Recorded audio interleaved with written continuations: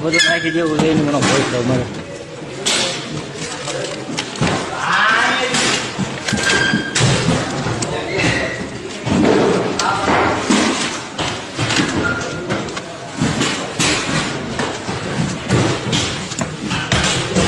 હાથ નાખીને લેવાની એમ એ કંઈ ખોવાય નહીં પડે.